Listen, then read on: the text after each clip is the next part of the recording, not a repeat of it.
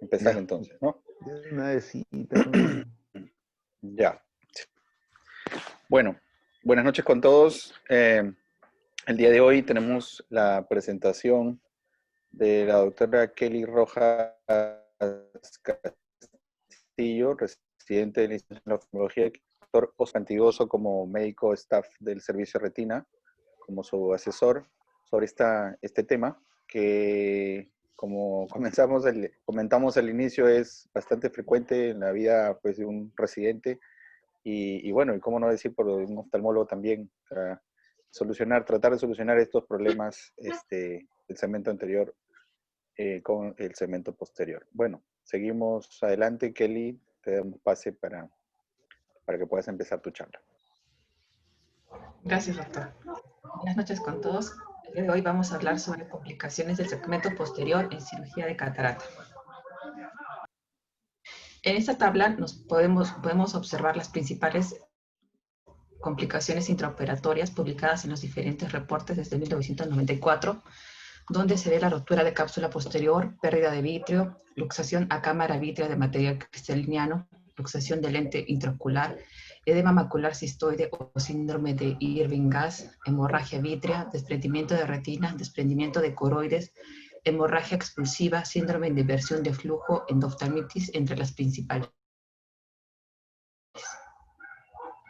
Hablar de alguna de ellas.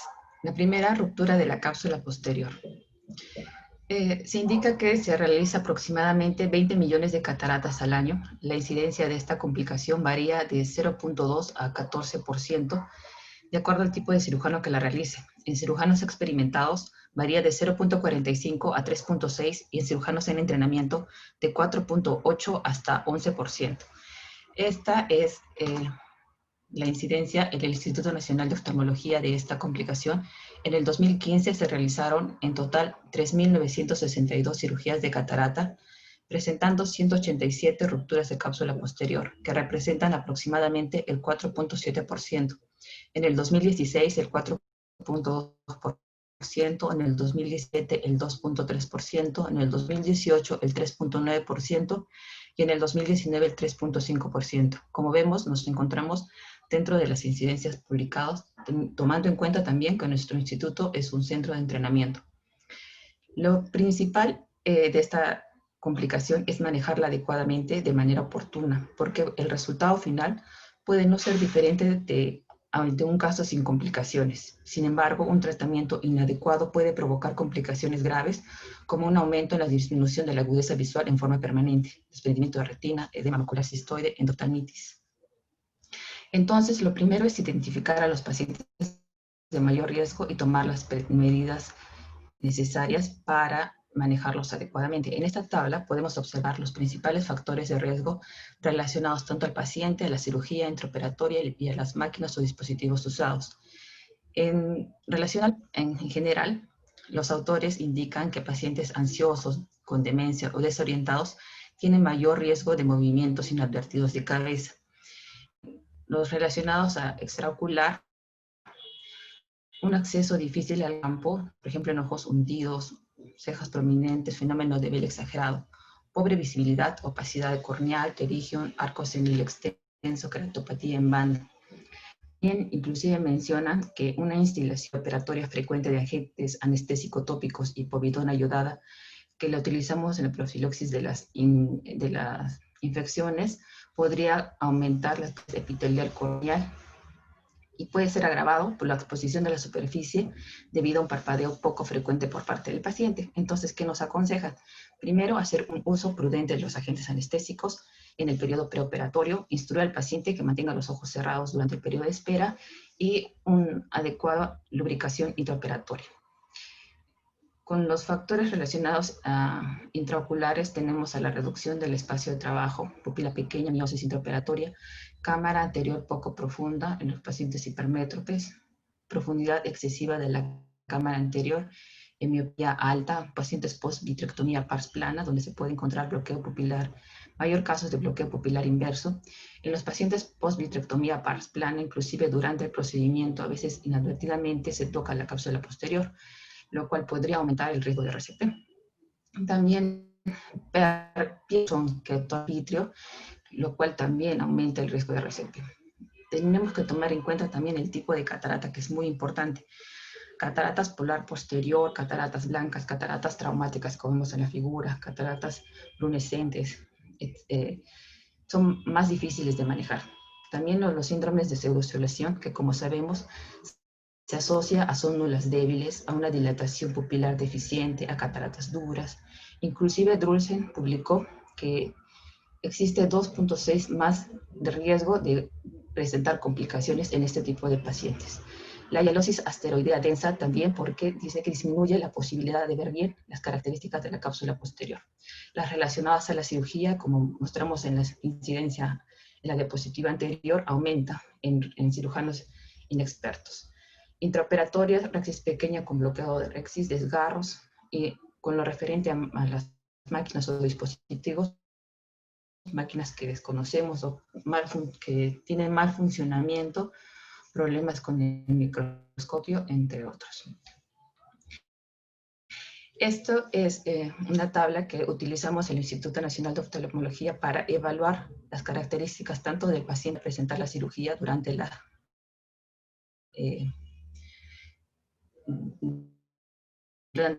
cirugía. Entonces, se evalúa el grado de bajo, moderado, alto y muy alto, y de acuerdo a la evaluación, el cirujano que la debería realizar.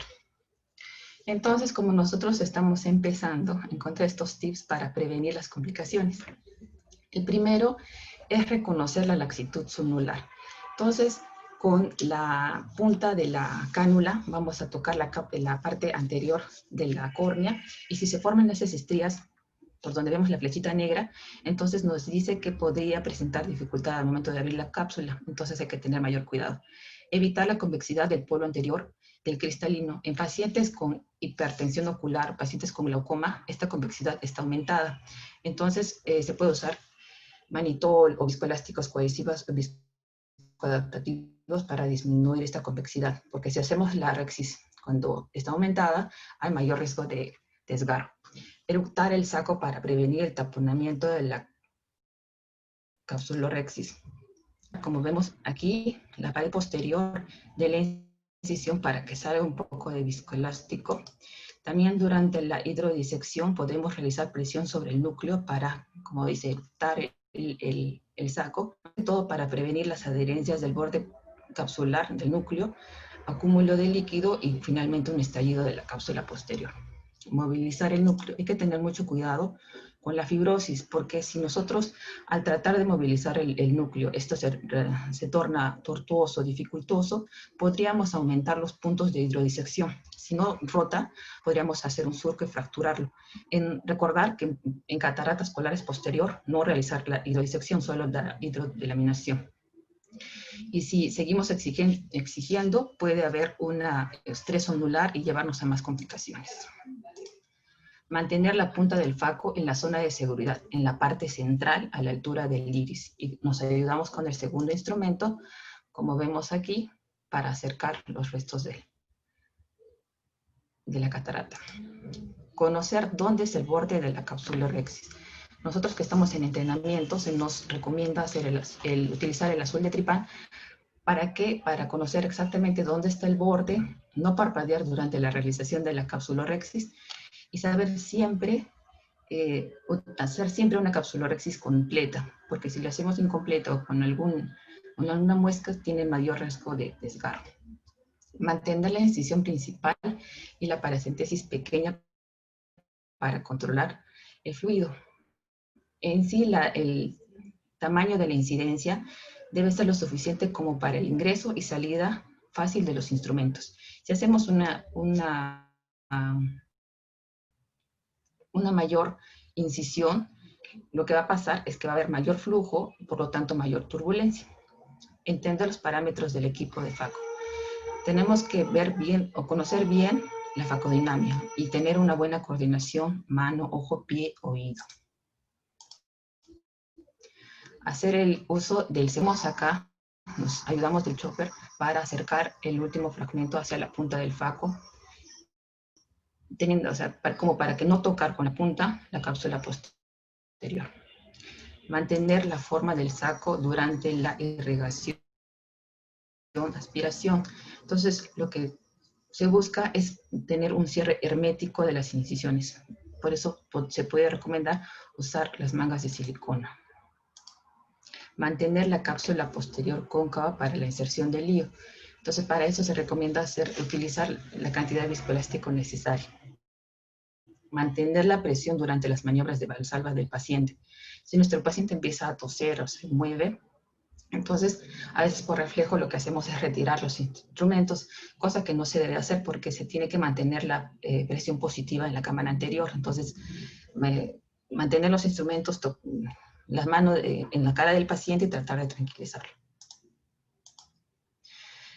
Entonces, es muy importante un reconocimiento precoz del RCP, porque si nosotros no hacemos este reconocimiento, vamos a seguir manipulando la catarata, la FACO, vamos a seguir haciendo rotación, fragmentación, etcétera, lo que va a provocar un aumento de la ruptura. Entonces, se recomienda, lo que vamos a poder observar es, como vemos en el video, muchas veces este rebote pupilar súbito, ahí lo vieron, o cambio en el tamaño pupilar. Cambio en la profundidad de la cámara anterior durante la FACO o la irrigación aspiración, una pérdida inapropiada de la flowability, una pérdida inexplicada de la eficiencia de la FACO. Podemos encontrar inclinación del ecuador cristalino, punto claro en la cápsula posterior donde hemos tocado, la herida que no sella a pesar de estar bien hecha, y una pupila simétrica, ¿no? En pico. Los estadios de las complicaciones, tenemos una RCP con hialoides intacta, pérdida de vítreo a través de la incisión, un prolapso vítreo a cámara anterior, retención del material cristaliniano. Y el manejo ya lo va a explicar el doctor Illo. Como segunda complicación, vemos a la luxación de restos cristalinianos, que ya lo hemos tocado en la ponencia anterior. Entonces, ahora solo un rápido recuento. Recordemos que se puede presentar por RCP, desgarros radiales de la cápsula anterior, desinserciones ulnares, y entre los factores de riesgo preoperatorios hay pacientes que tienen mayor propensión, por ejemplo, a hacer su luxación de cristalino, como el síndrome de Marchesani, síndrome de pseudoesfoliación, cataratas maduras, hipermaduras. Entonces, ¿cuál va a ser la clínica? Va a haber una disminución de la agudeza visual, una inflamación intraocular, que está relacionada más que la cantidad al contenido de la luxación. Dice que el núcleo presenta o produce una mayor inflamación intraocular, hipertensión ocular entre las principales. También se puede presentar edema corneal, desprendimiento de retina, dolor ocular, hemovitrio, edema macular cistoide. Entonces, ¿cuál es el manejo del cirujano de cámara anterior? Primero, asumir que la luxación de material cristaliniano es un hecho. Preparar las mejores condiciones para la BPP, o sea, eliminar la mayor cantidad de restos de cámara anterior, eliminar el vítreo de la cámara anterior y sitios de la herida. Y si es posible, colocar un lío en cámara posterior, si es posible, o en cámara anterior. ¿Cuál es el mejor momento para abordar la BPP? Vitrectomía simultánea in situ o hacerla diferida. Entonces se ha visto y se ha discutido también bastantes trabajos de investigación, que muchos de ellos dicen que no hay diferencia estadística significativa, otros que sí. En general se ha visto que hay mejores resultados de BPP tempranas, o sea, que se realiza antes de los 7 días, en sí entre los 3 y 7 días.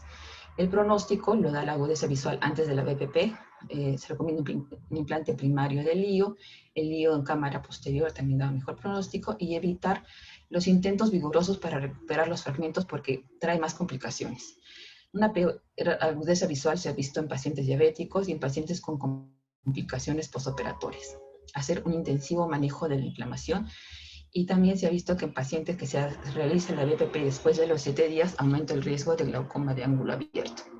Como tercera complicación tenemos a la luxación del lío segmento posterior. Entre los factores de riesgo tenemos figuración de la capsuloresis pequeña, un lío en forma de plato, un lío acrílico hidrofílico monopieza, el uso de anillos de tensión capsular, lecho capsular menos de 270 grados y la contracción capsular postoperatoria. Existen dos tipos de luxación, una precoz que se puede presentar al mes hasta los 3 meses.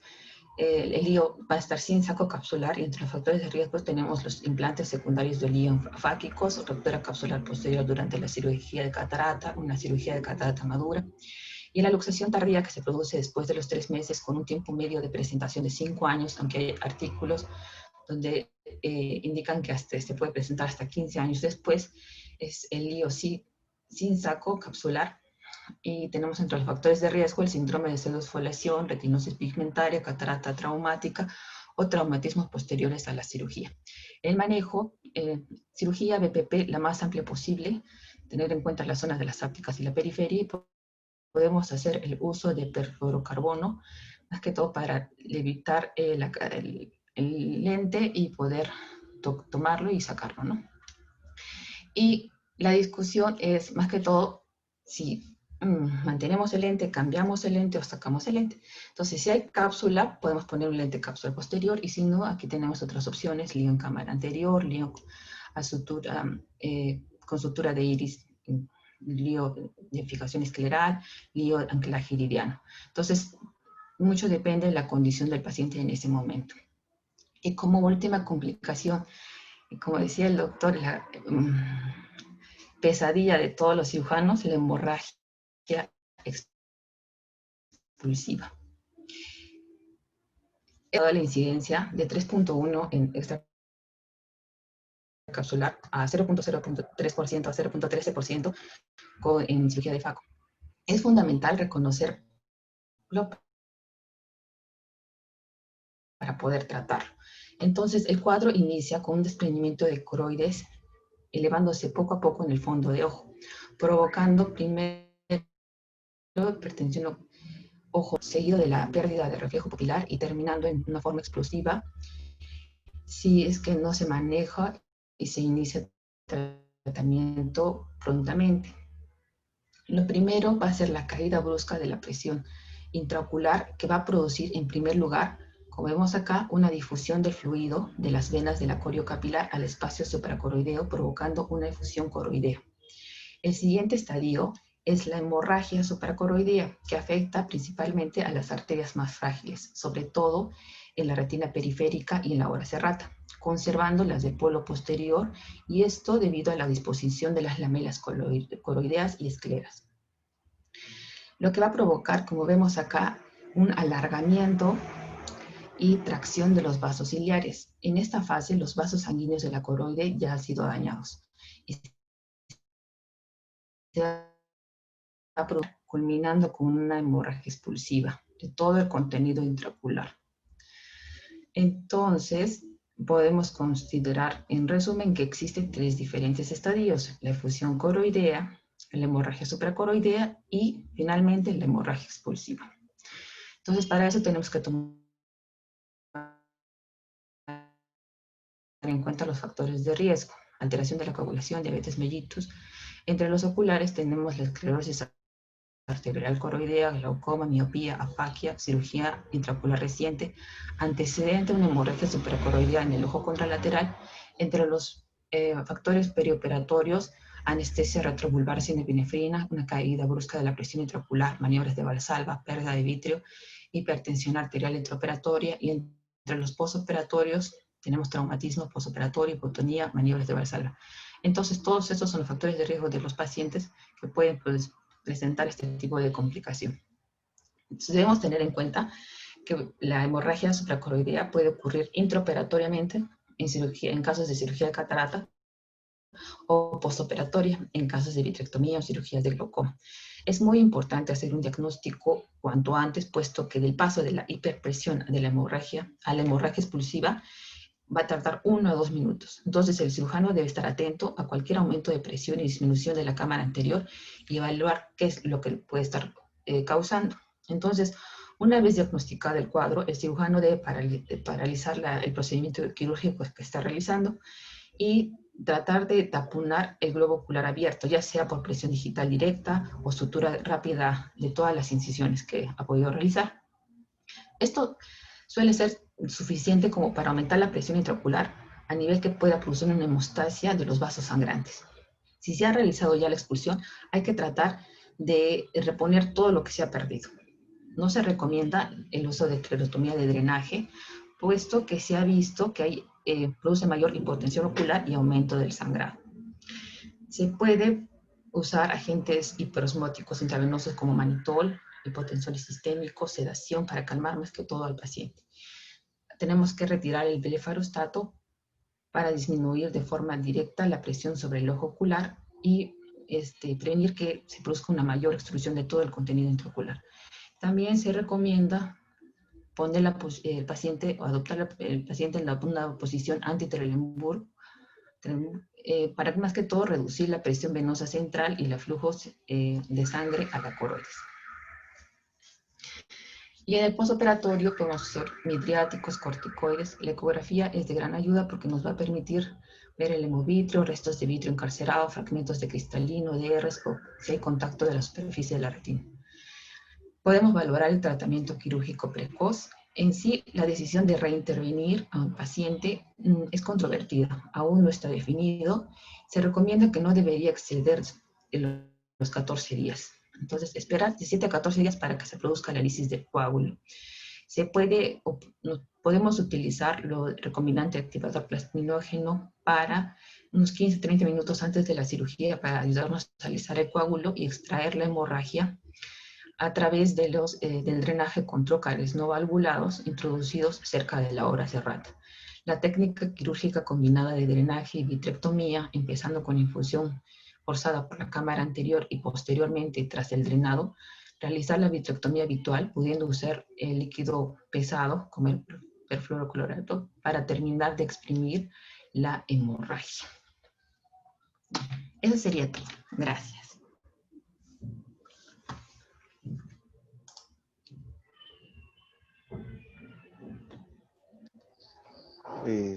Kelly, felicitarte por tu charla. Yo sé que para ti es difícil, ya que como estás recién de R2, de R1 generalmente siempre están haciendo lo que es emergencia y los pterígenos, ¿no? Recién este año te toca hacer lo que es cataratas, estas cosas, estas complicaciones que tal vez la vas a ver, ojalá que no veas mucho en este tiempo que estés en el INO. Pero interesante, sí entendimos, está todo bien. Una cosa, cuando hay luxación de cristalino a la cavidad vítrea, por lo general no esperamos esos 7 días. Es suficiente que la córnea esté clara para poder entrar a operar. Y una hemorragia expulsiva también sí hay que esperar unos 10 días a esperar a que se lise el coágulo, o tal vez poner el TPA que nos ayuda a alisar el coágulo, ¿no? De repente lo explico más, sino que decía que se recomienda antes de los 7 días, o sea, para lo de la luxación del líquido. Sí. No, para la luxación de restos cristalinianos, ¿no? Ahí ya. Ajá. Sí, generalmente es temprano. Basta que haya medios transparentes, se puede entrar a operar. Ya está. ¿Ya? Bueno, ahora voy a continuar con el manejo del RCP, ¿no? A ver, Alvarito, ¿vas a decir algo más?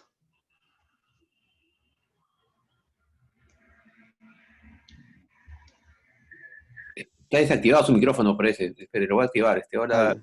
hola, Oscar. Hola, maestro Ruiz. ¿Dónde está Álvaro?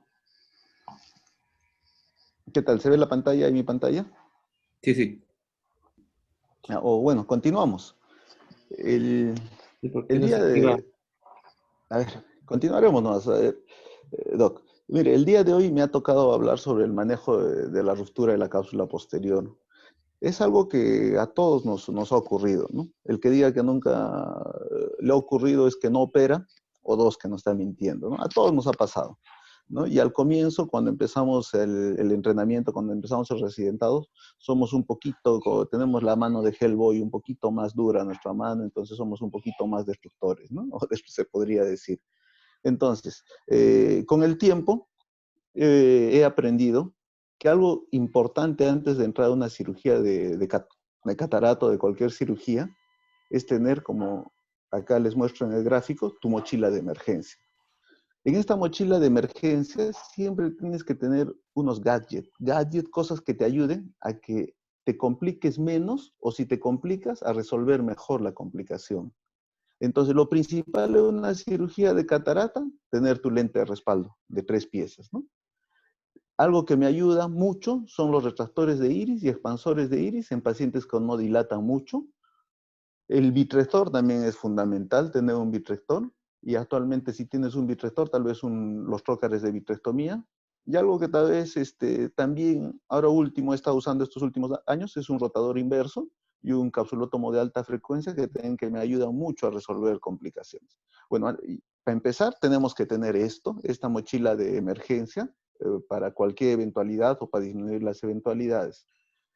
Segundo, hay diferentes opciones de manejo del RCP, diferentes opiniones, pero creo que la mayoría estamos de acuerdo en estos 3 puntos, ¿no? Primero, diagnosticar. El diagnóstico temprano es fundamental, ¿no? A veces lo peor es no saber cuándo se te rompió la cápsula y ya manejar cuando se haya roto la hialurosis anterior o cuando haya una excesiva cantidad de vitro a través que estén saliendo en las incisiones. Lo primero es diagnosticar, y como nos dijo la doctora Kelly, existen signos para poder sospechar que tenemos un RCP. Entonces hay signos directos en los cuales visualizamos directamente el RCP. La inclinación del cristalino nos da una idea, o que el cristalino esté un poco más posterior a lo que siempre nosotros observamos. Otros signos indirectos son la profundización de la cámara anterior, la pérdida fluídica, la pérdida de la eficacia del FACO o la distorsión de la pupila, ¿no? Porque el vítreo está distorsionando. Entonces, lo importante es esto, diagnosticar. Una vez diagnosticado, por favor, detenerse, respirar hondo. Para el momento de detenerse no significa quitar la pieza de FACO. Ustedes tienen que estar con la pieza de FACO en la incisión y en posición 1, o sea, con irrigación. Entonces, se detienen, respiran hondo y piensan qué van a hacer. Lo tercero que tienen que hacer es estabilizar la cámara anterior. Tenemos RCP, entonces lo primero que hacemos es no descomprimir. ¿Qué hacemos para no descomprimir? No quitamos la pieza de mano. Segundo, vamos a colocar viscoelástico dispersivo. Como vemos acá en el video, evitamos de que se descomprima con la punta de FACO o la pieza de mano en la incisión principal, y posteriormente colocamos viscoelástico dispersivo. El tercer punto para estabilizar sería cerrar las incisiones. Yo generalmente siempre recomiendo cerrar la incisión principal porque el vítreo va a seguir la zona de menor presión. Es por eso que no descomprimimos bruscamente, porque el vítreo va a salir a la cámara anterior y va a ampliar la ruptura. Igual, cerramos las incisiones para que no se nos salga el visco o el BCS a través de la incisión. Entonces cerramos incisión. Y algo muy importante es la anestesia, verificar la anestesia. Muchas veces he visto a cirujanos complicarse por no saber elegir bien la anestesia. Hay pacientes que no colaboran, quechohablantes, que tienen hipoacusia, pacientes con mucha intolerancia a la luz y quieren hacerle tópica, ¿no? Y se complican y aún persisten con la tópica, ¿no? Entonces tienen que checar bien la anestesia. Si, digamos, están haciendo tópica, lo que yo les recomendaría es poner una anestesia suftenoniana. Es lo ideal para que el paciente... ¿Por qué? Porque la cirugía sabemos que va a demorar más y el paciente puede sentir dolor. Al tener el paciente dolor, esto va a aumentar su presión arterial. Y el aumento de la presión arterial nos aumenta el riesgo a una hemorragia expulsiva, que ahí la doctora Kelly también nos explicó por qué sucede. Entonces, una vez hecho estos 3 pasos, que es primero diagnosticar, parar y luego estabilizar la cámara, pasamos a resolver la complicación. Hay que ver en qué momento de la cirugía se nos ha dañado la cápsula posterior, y de eso también va a determinar el manejo que tengamos. Este es el manejo que por lo general yo hago en las complicaciones que trato o que yo mismo he provocado. Entonces, primero hay que ver, si estamos en el escenario que la cápsula se nos dañó en la hidrodisección o en el surco. En este caso, vemos si el núcleo luxado ya está en la cavidad vítrea. Por favor, detenerse. Esto es manejo del retinólogo. Ya no intenten maniobras heroicas tratando de levitar ese núcleo que está en cavidad vítrea, porque van a provocar mayor daño a la retina. Y por consecuente, a la larga el paciente va a desarrollar un desprendimiento de retina. Se ha manipulado mucho el vítreo. Si tienen experiencia, yo les sugeriría que hagan una vitrectomía anterior y si ven que hay un remanente capsular, podrían colocar un lente de 3 piezas o dejarlo áfaco. Lo más importante en este paso es tal vez siempre peinar las incisiones para que no quede entrampado el vítreo en las incisiones. Si tenemos el núcleo que está en saco, ¿no? Aún está en saco, podemos podemos levitar el material cristaliniano a la cámara anterior. ¿Cómo se puede levitar? Se puede poner viscoelástico y con un instrumento auxiliar tratar de subirla por encima del iris. Hay otras personas que también colocan un trocar a nivel de la pars plana, a través de ahí también inyectan viscoelástico y tratan de elevar el material cristaliniano hacia el iris. Una vez que han levitado o luxado el cristalino a cámara anterior, dependiendo a la técnica que ustedes estén más acostumbrados, pueden hacer una extracapsular o una mini nuc, o sea, tienen que convertir esto a una cirugía abierta. Después de convertir a la cirugía abierta, hacen un cierre hermético y posteriormente la vitrectomía anterior. Si tienen remanente capsular, colocar, por favor, les vuelvo a recalcar, un lente de 3 piezas. Y si están en duda o no tienen el lente de 3 piezas, por favor, dejar áfaco al paciente. No estoy muy acostumbrado yo a poner lentes en cámara anterior por el daño que produce a las células endoteliales.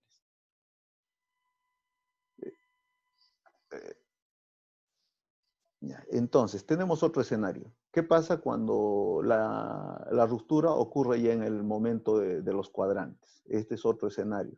Entonces, habría que valorar si es más del 50% la cantidad de cuadrantes o si es menos del 50%.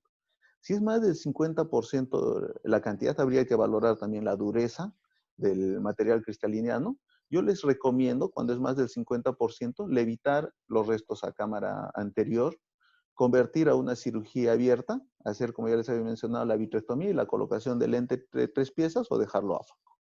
Si es menos del 50%, podemos igual levitar el material cristaliniano a cámara anterior. Hay una maniobra en la cual nosotros colocamos el material cristaliniano encima del iris y posteriormente le colocamos viscoelástico dispersivo para mantener los restos a ese nivel para que no se nos vaya hacia cavidad vítrea. Después hacer vitrectomía anterior. Si vemos que en este momento empiezan a moverse esos restos que hemos depositado en el iris, le seguimos poniendo viscoelástico para evitar de que se movilice, ¿no? Hacemos vitrectomía anterior, después podemos, una vez que vemos que ya no existe vitreo en cámara anterior, que ya hemos podido dominar el problema, podemos retirar esos restos cristalinianos con parámetros de slow motion, con parámetros disminuidos. Podemos retirarlo con la pieza de mano, si es muy dura, o si no, con el vitrector. Después de realizar esto, procedemos a la aspiración de la corteza, ya sea con el bimanual o con el vitrector, que tiene la opción de irrigación-aspiración, que también tiene. Podemos proceder a la limpieza de la corteza. Y después colocamos lente o lo dejamos afuera. Y el último momento de la cirugía, a veces ya estamos felices porque ya sacamos todo el cristalino, estamos ya aspirando los restos corticales y ahí decimos, generalmente nunca me he complicado en esta etapa y nos toca darle un llegue, un toque a la cápsula posterior y hacemos un pequeño ojal, ¿no? Existen acá 2 escenarios. Uno, cuando es una ruptura pequeña, localizada, sin presencia de vitrio y tal vez la hialoides anterior intacta, entonces fácilmente podemos colocar viscoelástico para rechazar el vítreo. Podemos aspirar los restos porque la lesión, la ruptura es pequeña. Podemos colocar el lente en saco y si vemos si es necesario, si vemos si hay vitrio o algo, o el lente está un poco ladeado, podemos hacer una vitrectomía anterior, solo si es necesario. Por lo general, en este caso, no es necesario. Con la aplicación del viscoelástico y vemos que la hialoides está intacta, es suficiente la aplicación de viscoelástico y la colocación del hilo. Si vemos ya que es una ruptura amplia, con presencia de vitrio en cámara anterior, ahí sí tenemos que hacer una vitrectomía anterior, aspirar los restos corticales y la colocación de lente 3 pies que sea en surco. Acá les traje un video para ver más o menos la vitrectomía anterior, cómo se realiza. Generalmente se hace a doble puerto, un puerto para la cánula de infusión. Esta cánula de infusión siempre tiene que ir dirigida hacia el iris, hacia la base del iris. No tenemos que dirigir el flujo hacia el punto de ruptura porque podemos ampliar más la ruptura, y no tenemos que dirigir tampoco al endotelio porque vamos a lavar las células endoteliales y eso va a generar mayor edema al día siguiente. Por la otra puerto, colocamos el vitrector, ¿no? Y podemos hacer una vitrectomía. No estoy muy de acuerdo en algunos cirujanos que mencionan la vitrectomía en seco. Para mí todas las vitrectomías tienen que tener su irrigación continua, porque el mayor enemigo en una cirugía es la hipotonía. Esta hipotonía nos puede llevar a hacer sangrados, ya sea de la misma base del iris o hemorragias expulsivas. Entonces, yo generalmente no sigo este concepto de hemorragia en seco. De vitrectomía en seco. Todas mis vitrectomías generalmente son con irrigación, con una irrigación permanente. Posteriormente hacemos la vitrectomía, vemos todo el vitro, los parámetros que usamos. Algunos médicos dicen entre mayor cantidad de cortes, mejor. Sí, yo también estoy de acuerdo. Entre mayor cantidad de cortes, está bien. Generalmente darle la mayor cantidad de cortes que tiene su plataforma, ¿no? Dependiendo. Yo generalmente uso unos cortes de 1500 a 2500 cortes por minuto. Realmente los vacíos son bajos. Yo empiezo siempre con 200 milímetros de mercurio y ver cómo ve el trabajo de mi vitrector. Puedo aumentarle un poco más. Ojo que también acá hay que ver el calibre. No es lo mismo, estos parámetros son recomendados para calibres 23. Ojo que el calibre 20 en el Infinity solo llega hasta 800 cortes, ¿no?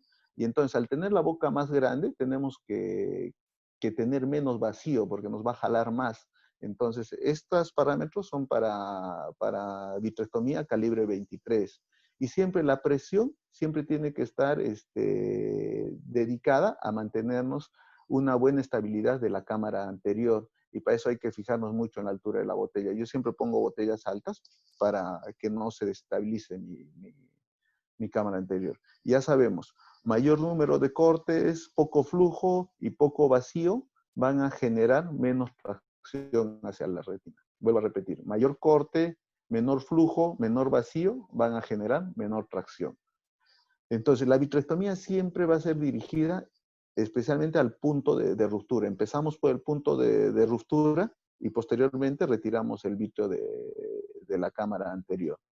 Entonces, una vez realizada la vitrectomía, podemos retirar los restos corticales, alternando ciclos de irrigación, vitrectomía, y luego irrigación, aspiración, ¿no? Esa sería más o menos los parámetros y la técnica de vitrectomía anterior que utilizo.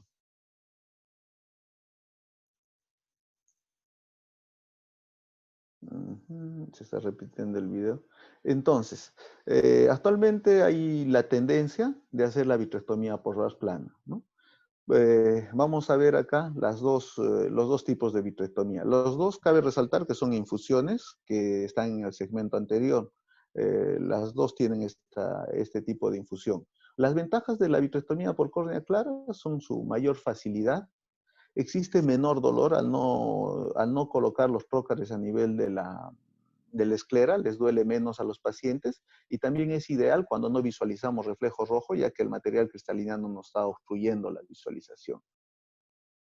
Entre las ventajas de la vitrectomía pars plana, tenemos que existe nosotros siempre, como ya les habíamos dicho, el vitrio sigue el gradiente de menor presión.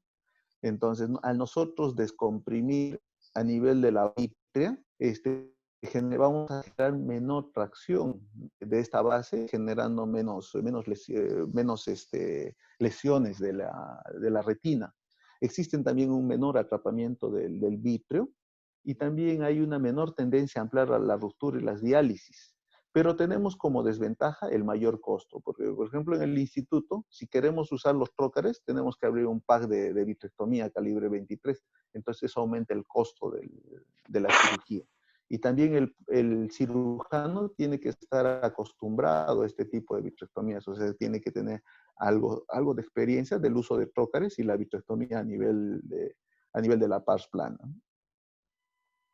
Acá les voy a presentar otro video en el cual es un paciente que me refieren a la consulta privada, donde vemos que acá le hicieron una cirugía extracapsular. Acá vemos que tiene la incisión que diga de mini-nuc.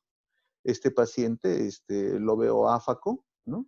Y entonces empezamos la cirugía. Lo primero, mira, por ejemplo, qué importante los gadgets. Acá tengo mis retractores de iris, aplico mis retractores de iris y puedo visualizar adecuadamente las estructuras. Puedo ver que no existe remanente capsular, entonces empiezo a hacer la vitrectomía. Entonces, hago una vitrectomía 23 y al hacer la vitrectomía posterior, fíjense, acá encuentro un lente monopieza plegable, luxado a la cavidad vítrea. Entonces, al no tener remanente capsular, voy a tener que proceder a retirar este lente, no me sirve para hacer una fijación al iris. Entonces voy a tener que levitarlo, posicionarlo encima del iris y posteriormente reaperturar la incisión de mini-nuc que se le hizo en la primera cirugía para tratar de extraerlo con una pinza, con una Westcott curva, ¿no? Acá retiramos el lente a través de la esclera y por eso siempre les repito, por favor, si tienen duda de que tienen remanente o no están seguros o han tenido la complicación de la ruptura, por favor, siempre coloquen un lente de 3 piezas. ¿Por qué? Porque en este caso, si este paciente hubiera tenido un lío luxado de 3 piezas, ya me hubiera ahorrado el procedimiento de estar retirando y sería mucho más fácil resolver la eventualidad que tuvo el colega. Hacemos los bolsillos esclerales y posteriormente colocamos, hacemos la fijación en el iris y bueno, con buenos resultados. Toda fijación escleral, yo siempre recomiendo que tiene que estar hecha tras una buena biomía posterior, ¿no?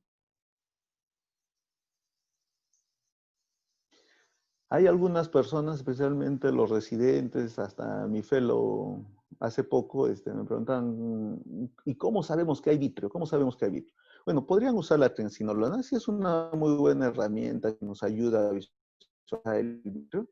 Generalmente generalmente no la uso. Podría decir, no, no es que no la recomiende, no la uso, porque la triamcinolona junto al viscoelástico nos desordenan un poco la cirugía. Por eso no lo utilizo. Además que también a veces debido a los excipientes podría ser posteriormente una endoftalmitis aséptica o nos podría aumentar la presión, pero sí nos ayuda a visualizar el vítreo, ¿no? Pero como yo le decía a mi fellow, un retinólogo siempre puede presentir donde hay vítreo, siempre lo olfatea, siempre lo visualiza. Entonces generalmente yo personalmente no utilizo mucho triamcinolona, salvo en algunos casos excepcionales. Yo me guío más de algunos signos indirectos, que en el momento de estar aspirando los restos corticales no puedo aspirar. Eso significa que existe vitrio. Entonces continúo con la vitrectomía anterior hasta que me permita aspirar los restos corticales. La discoria también siempre marca el punto donde se está yendo el vitrio, donde se está encarcelando, ¿no? Generalmente siempre va hacia la incisión. Y para esto es muy bueno una maniobra que me enseñó mi hermano, que dice que a él también le enseñó su maestro, el doctor Roca, que es el peinado de la base del iris, ¿no? Se peina las incisiones y así rechazamos el vitrio. Y también algo que todos los maestros en el INO nos enseñan, que es la aplicación de una burbuja de aire a cámara anterior, que siempre tiene que estar bien definida, ¿no? No puede estar irregular esta burbuja porque significa que existe vitrio todavía. Para finalizar, ya terminando, recordar siempre las palabras de un retinólogo muy importante italiano, el doctor César Forlini, que tuve la ocasión de escucharlo 2 veces en 2 ponencias. ¿No? Él nos menciona que raros humanos, todos podemos tener un mal, pero no, a veces y continuamos en el mismo error, vemos que cada vez nos generamos una... A los de segmento anterior, siempre recordar que hay un cirujano de segmento posterior, ¿no? La batalla no está perdida, solo que la estamos difiriendo para otra oportunidad. Cuando vean un núcleo o un lente, ya que se encuentra más para cavidad vítrea que para el segmento anterior, por favor, no hacer maniobras heroicas, ¿ya? Respirar hondo, como les digo, a veces muchos nos ponemos a pensar en qué le vamos a decir al familiar, qué va a pensar el paciente, no, olvídense de eso. Cerrar las incisiones, hacer el peinado de la cámara anterior para evitar entrampamiento del vítreo y derivarlo con algún cirujano de segmento posterior. También recordar que una vitrectomía posterior cuesta menos y tiene mejor pronóstico que una QPP. Lo más importante de estas cirugías es dañar lo menos posible, la córnea tiene que estar transparente. Y algo para finalizar, no te juzgarán por la complicación, sino por qué hiciste. Eso es importante. Si tienes lo suficiente para equipamiento para resolverla, resuélvela. Si no, y deriva o espera una segunda oportunidad donde estés mejor equipado, o si no, deriva algún amigo que pueda resolver la complicación, ¿no? Ya culminando, hay una frase que dice, dame una palanca y moveré el mundo, y yo les diría que un especialista en segmento posterior o de retina te va a decir, dame una córnea clara y solucionaré el problema. Bueno, esa sería mi charla. Gracias por su atención y si hay preguntas, estoy dispuesto a contestarlas. Muchas gracias, muy buena la charla y los tips. Aquí tenemos una pregunta, bueno, creo que ya lo contestaste, el doctor Ruiz indica si usaban transilona, ¿no? Habitualmente. Eso va a depender mucho de la y del cirujano, ¿no? Personalmente, si a mí me preguntan, no utilizo, solo casos excepcionales, ¿no? Pero el ojo está más tranquilo el día siguiente con la transilolona. Sí, pues eso ¿Se ve la diferencia o no? Por eso te digo, es la experiencia. Yo generalmente no he necesitado. Tendría que tal vez alguien que usa transinolona dar una opinión, ¿no? Pues si a mí me preguntas, no lo veo necesario. Uh-huh. Bien, otra pregunta dice, si se coloca pues aire, podemos saber si se defuja. Si se deforma la cámara anterior, y entonces es generalmente lo que está ocupando es el vítreo, ¿no? Es una técnica que sí. Bueno, creo que contigo también la hemos usado, Alvarito, cuando estábamos ahí de residentes. Sí, una brujita para ver. Claro, sí, importante. Después hay otra pregunta, dice que si se consideran que si cae menos del 25% del núcleo a cavidad se debe tener una conducta expectante.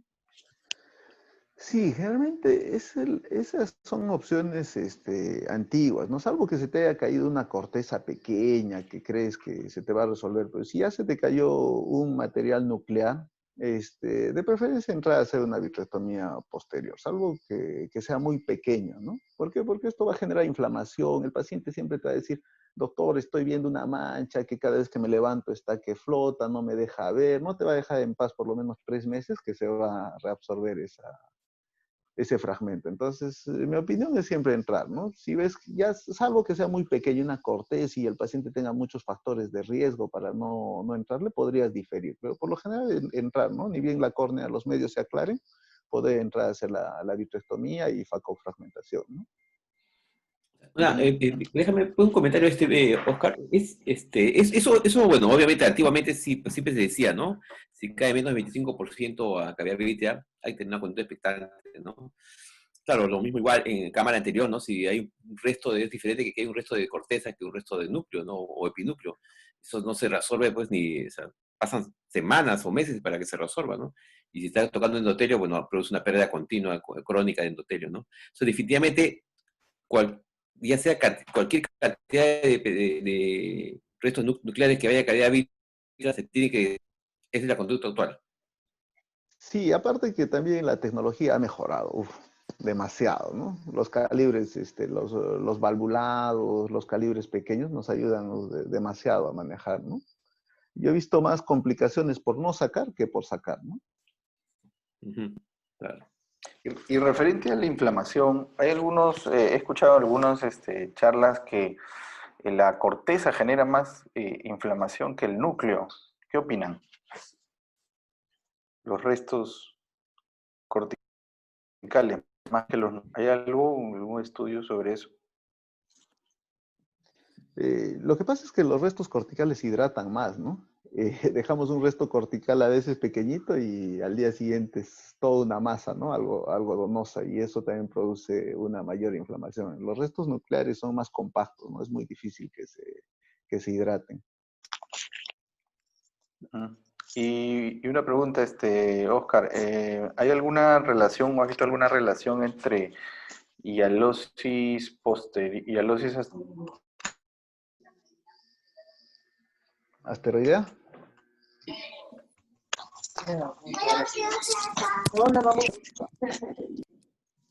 ¿Aló? Hola, hola. ¿Qué tal? Te saluda el doctor Dueñas. Ah, ¿cómo está, Doc? Gusto. Bueno, felicitarte por la residente, sobre todo por los tips, ¿no? Que son lo más importante, creo, en esta charla. Pero hay algunos conceptos que creo que sí deberíamos incidir. Uno de ellos es que si hay que hacer vitrectomía, siempre hay que hacerlo, como bien has dicho, en una cavidad lo más posible cerrada, ¿no? Donde solamente podamos tener la infusión y el vitréctomo. ¿Aló? Sí, Doc, sí se le está escuchando. Sí se le ¿Aló? escucha, Doc. Sí, sí, ¿Sí? Ah, ya. perfecto. Entonces, como les decía, siempre debe ser en una cavidad cerrada, para poder hacer una buena vitrectomía.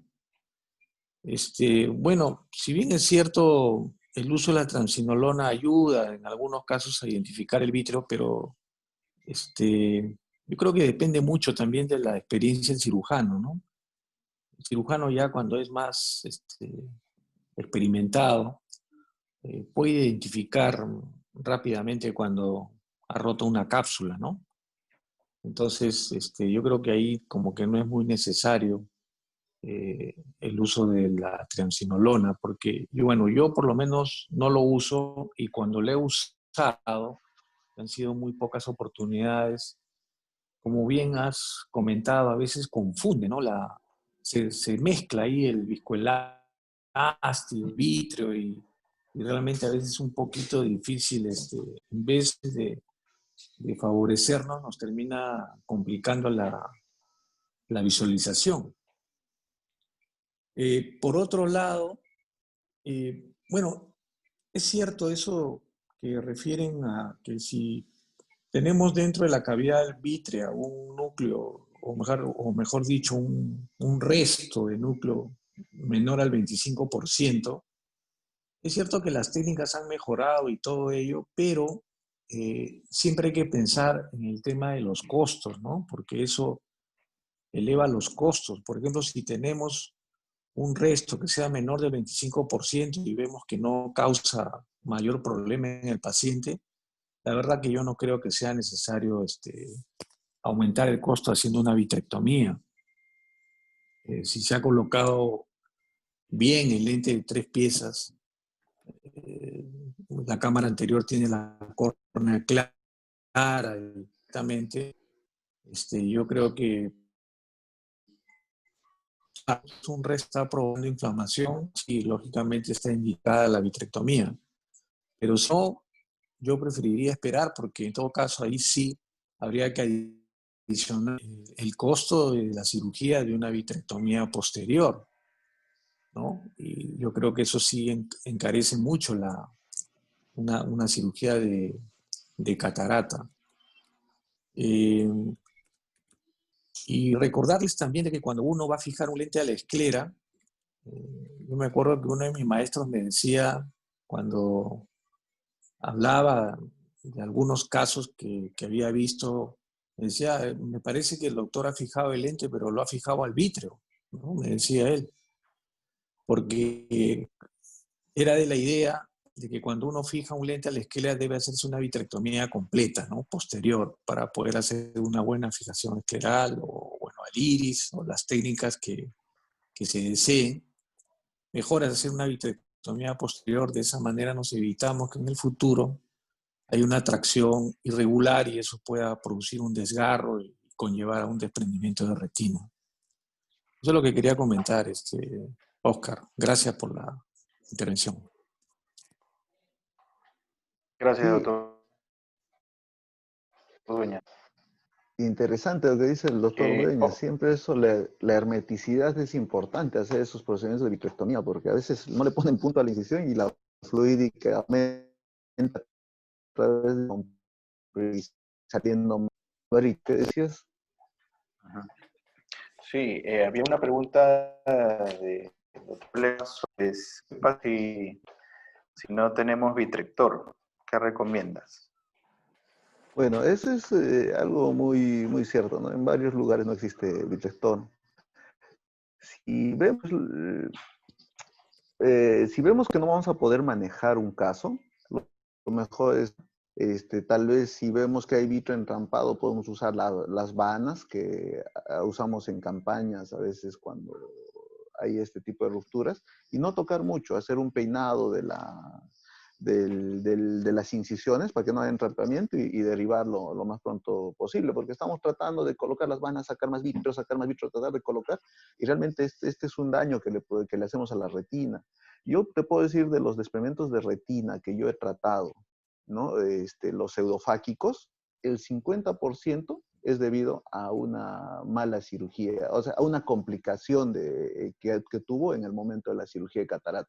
¿Cómo me doy cuenta que es una comodidad? Porque veo que el lente está en surco, está descentrado, o hay una pérdida de la cápsula posterior. Por eso no es bueno tocar mucho. Tal vez no veamos la complicación a la semana, a las 2 semanas, pero esa complicación la vamos a ver a los 6 meses, al año, ¿no? Entonces no es bueno tocar mucho. Si no tenemos vitrector, mejor no hacer maniobras heroicas, ¿no? Limpiar con vanas un poco las incisiones y hacer el peinado y listo. Y derivarlo a un lugar donde haya vitrector. Eso que dice Oscar es importantísimo, ¿no? A veces llegan de provincia y no tienen detector y desgraciadamente hacen maniobras con microesponja, cortan y ponen el lente, y encima ponen el lente, ¿no? Y eso tienes razón, ponen el lente y el lente queda envuelto en vitrio, ¿no? Queda envuelto por adelante, por atrás, y restos corticales. Tienen que limpiar lo que puedan y no poner el lente, ¿no? Si no tiene vitrectomía, si no tiene vitrector, y mandarlo a un lugar donde pues, se pueda hacer una adecuada vitrectomía y colocar el lente, ¿no? Hacen más daño, dañan más el endothelio, hacen más edema corneal, y el paciente ya después viene con poco recuerdo endotelial y es mucho más, el pronóstico es más reservado para el paciente, ¿no?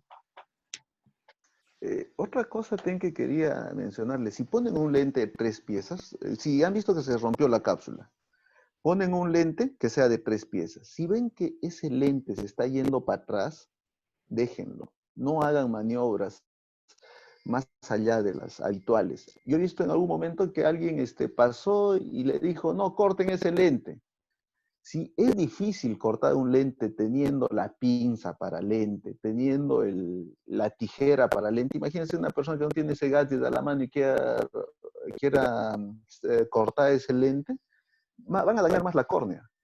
Y lo que va a pasar después es todo un problema, porque si no tengo la córnea clara, no voy a poder trabajar.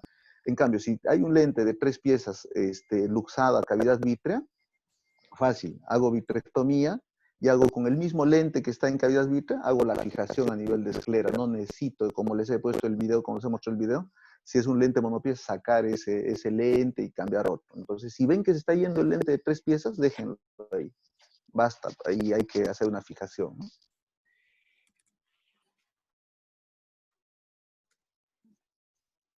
En el caso se ayudaría a botonar el lente, ¿no? La óptica del lente. En el caso que algunos que tengan ahí problemas en que se luxe, ¿no?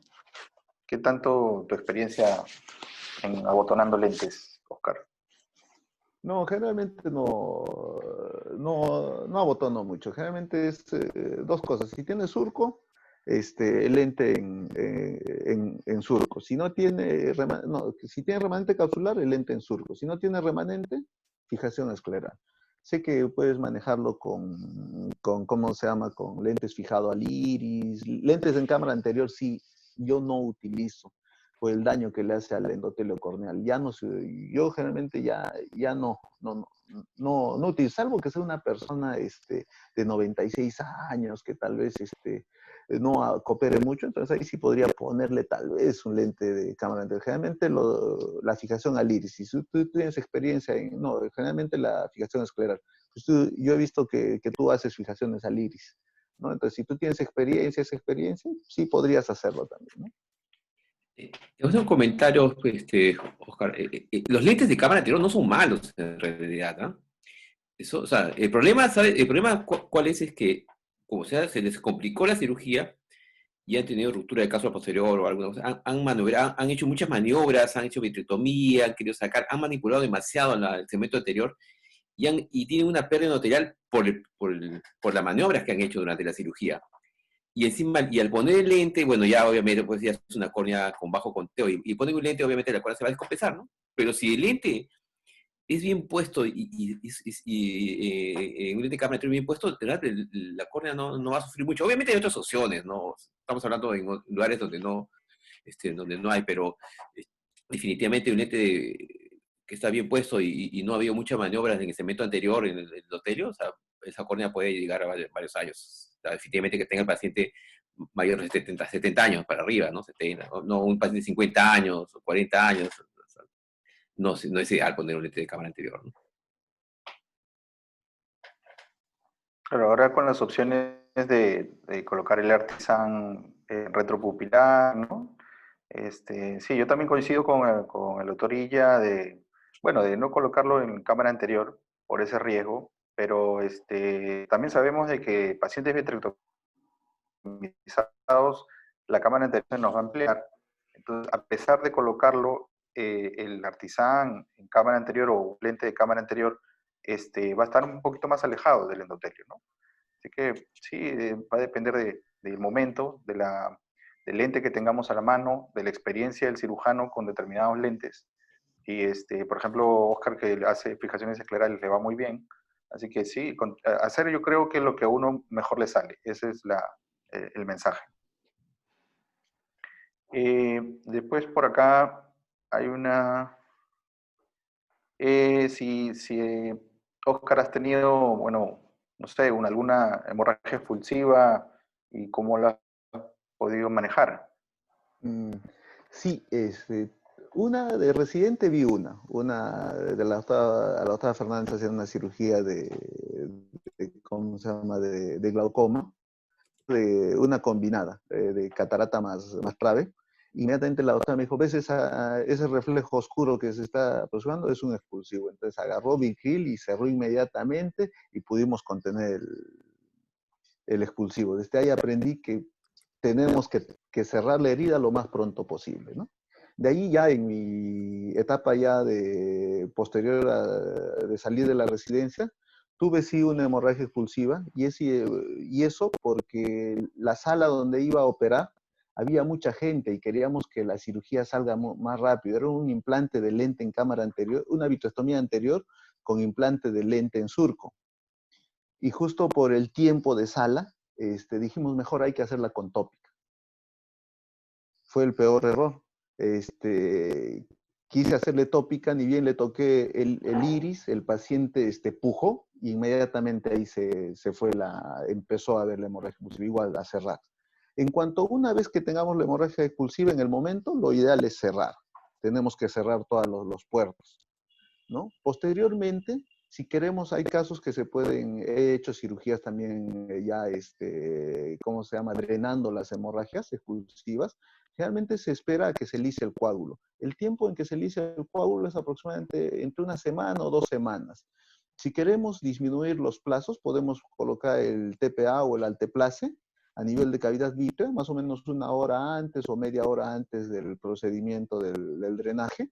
Le colocamos el alteplase y posteriormente procedemos a hacer esclerotomías a nivel de pars plana y poder drenar las hemorragias, ¿no? Ok. Sí, el doctor Reategui refiere que, ¿no?, que usa Trianol, que fue mucho mejor que el no usarlo. De ahí, bueno, si hay alguna, quizás otra pregunta.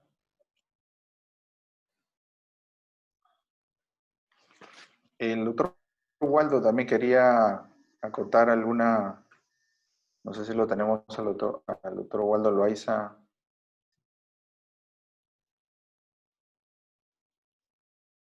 A ver. Sí, Waldo creo que quiere presentar, tiene un video, dice que presentó en el Congreso de Sao Paulo sobre manejo de vitrio con catarata con trauma, ¿no? No sé si hay tiempo, tú qué dirás, Álvaro. Sí, sí, sí. Tendría que Podemos, compartir. o sea, compartir pantalla, ¿no? Creo que sí está activado, doctor Ruiz, para que pueda compartir pantalla el doctor. Yo Aunque, voy, bueno, no lo veo por acá. sí, está por abajo, pero está Waldo, no lo veo. Ya les digo, Ya puede compartir, ya le di la autorización. Ah, ya, Pedro. Sí. Ya. Sí. Aló. Hola, sí, buenas noches. ¿Qué tal, Hola, Waldo, ¿qué tal? Waldo. ¿Qué tal?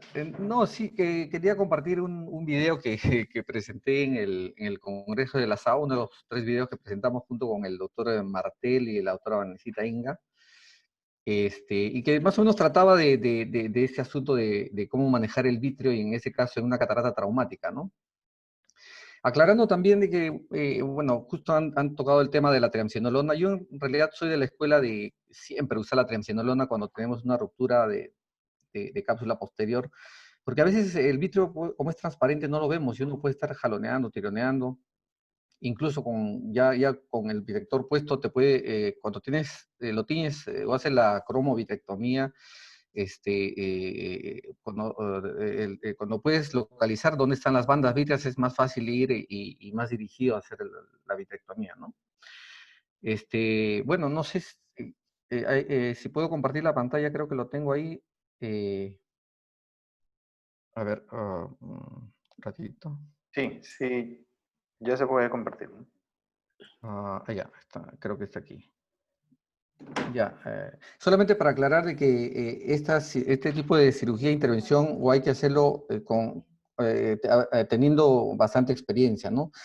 Y en este caso no dejé lente intraocular porque fue una catarata traumática, ¿no? Se ve el video, ¿verdad? Sí, sí está. Sí se ve.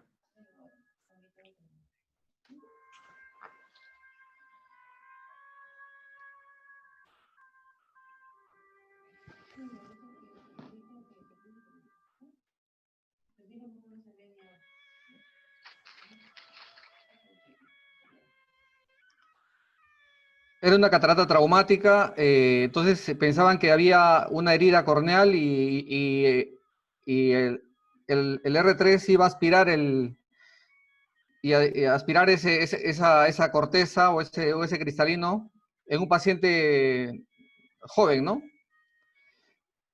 Entonces yo estaba de turno ese día.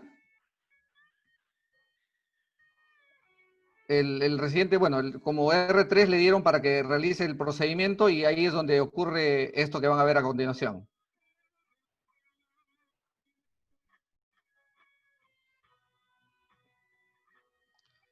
Recuerden que la córnea ya está suturada, ¿no?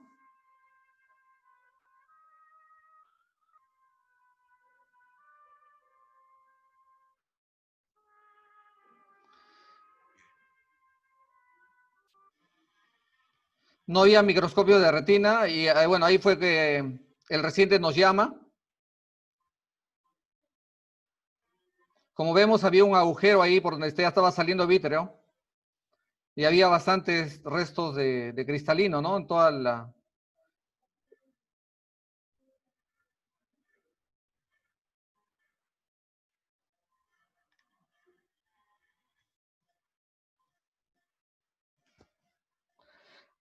Miren cómo con la triamcinolona se logra teñir y se logra ver, y uno puede ubicarse, ¿no? Y fácilmente, libre de triamcinolona, uno puede hacer esos movimientos de poder jalar la corteza.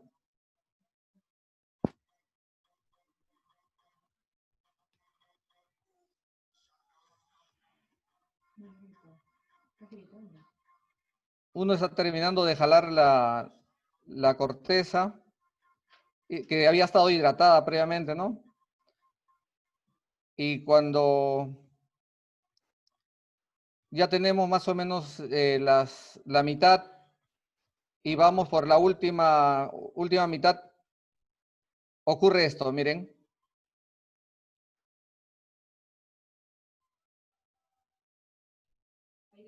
Más o menos es corteza hidratada, un cuarto o hasta un poquito más que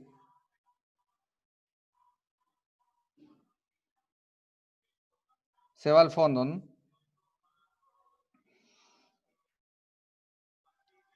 En este caso, con el vitrector, con el modo de aspiración, se termina de sacar los restos. Pongo una vía de infusión.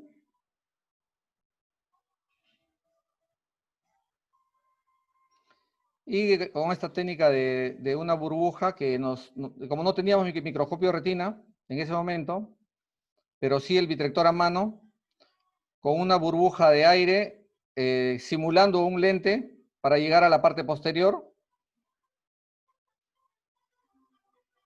sacamos el resto que quedaba ahí. No le puede hacer la vitrectomía central y un poquito periférica, porque tampoco la visualización, digamos, tiene algunas limitaciones con la visualización, pero es suficiente como para poder abordar eso, ¿no?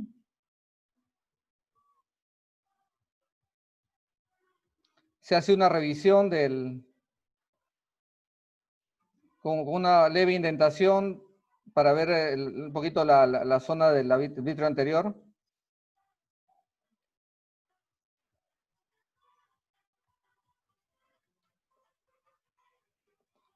Se hidratan los puertos accesorios y se deja una burbuja de aire, ¿no? Para que quede formada. Esto fue uno de los 3 videos que presentamos para un concurso, para el concurso en el centenario de la Sociedad Argentina de Oftalmología, ¿no? Este es el 4.º día con la corrección, porque recuerden que está sin lente intraocular. Y ahí el fondo de ojo del paciente, el mosaico, con un poquito, una mínima cantidad de corteza que se quedó, ¿no? Agradeciendo al doctor Martel y a la doctora Inga por la edición del video.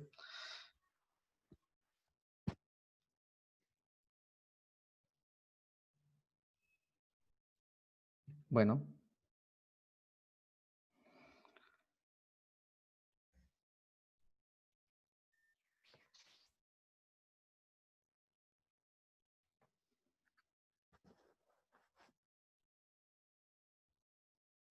Sí, ¿algún comentario? ¿Qué les pareció el video? Estuvo, bueno, nos ayudó bastante el doctor con sus artes de edición. Y bueno, nos salió uno de los que presentamos, ¿no?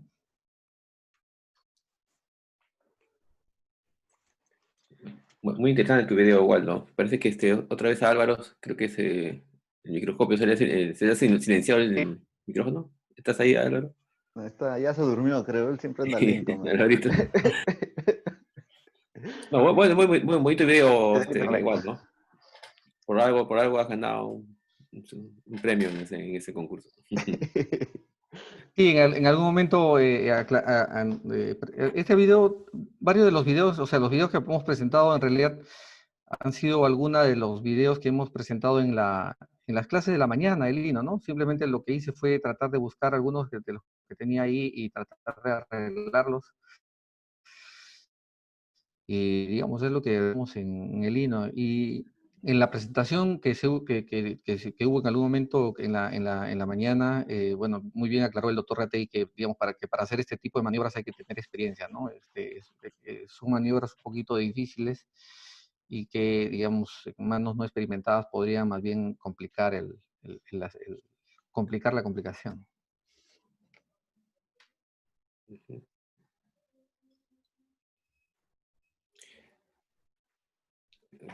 Álvaro. Más bien, tratamos de ceñirnos siempre en esta charla he tratado de ceñirnos a los tiempos, ¿no? Para como culminar justo en una hora, ¿no? Y haya un tiempo de preguntas. Soy muy estricto en la residente, darle un tiempo determinado para que No, pueda exponer. no, excelente, sí, excelente, Oscar. Sí, ha estado preciso, tus tips, ha estado muy bien, bien llevado los tiempos, sí, fue bien correcto tus exposiciones. Y pues hay un comentario. Cuando ocurre una ruptura, de cápsula posterior, un RCP en etapas tempranas de la facomulsificación y se decide convertir, ¿no? Ya sea a mini-NUC o convertirla en todo caso, deben poner un punto, lo que tú mencionaste, ¿no? Cerrar, o sea, poner un punto en la incisión principal y abrir otra a nivel escleral, pero no continuar. Lo he visto a veces, y a veces llegan pacientes al hospital que continúan la incisión de FACO, la continúan y abren una incisión corta, ¿no? Y amplían una incisión de 6 milímetros para poner después otro lente, o sacar los restos por ahí, los restos de cristalino. Esto no se debe hacer, ¿no? Hay que cerrar la incisión de FACO y hacer otra nueva incisión a nivel escleral, tunelizada, tipo mini-NUC o esta capsular un poco más tunelizada, ¿no? Porque se va a perder más células endoteliales y el astigmatismo que vamos a producir al paciente es muy alto, ¿no? La córnea queda muy irregular. Sí, eso es cierto. Generalmente la incisión escleral es la mejor, ¿no? Y la técnica que mejor dominemos. Álvaro, ¿estás por ahí? Sí, doctor. Referente a cuál sería mejor, la mini-NUC o la extracapsular, cuando pasa eso.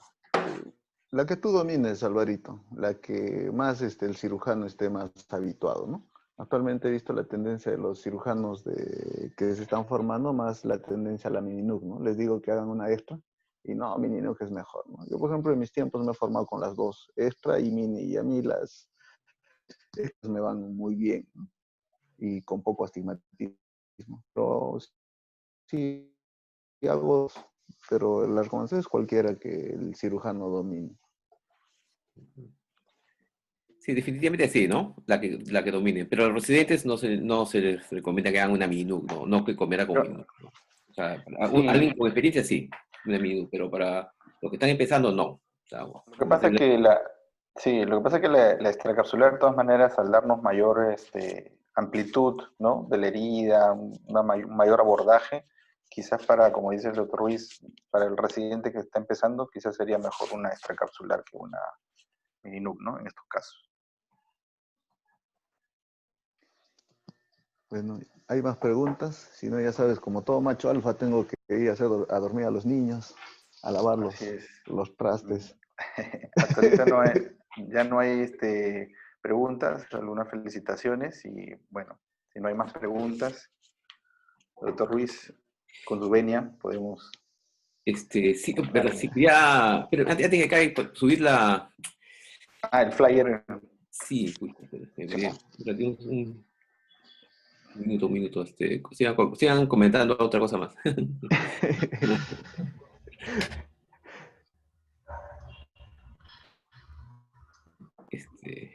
Bueno, no se olviden mañana sábado, tenemos un caso clínico de manejo de catarata complicada post cirugía de glaucoma, ¿no? A cargo del doctor Borges Tueros, staff de cirugía de glaucoma, y la doctora Katia Rolando, de la Red Médico Reciente de tercer año.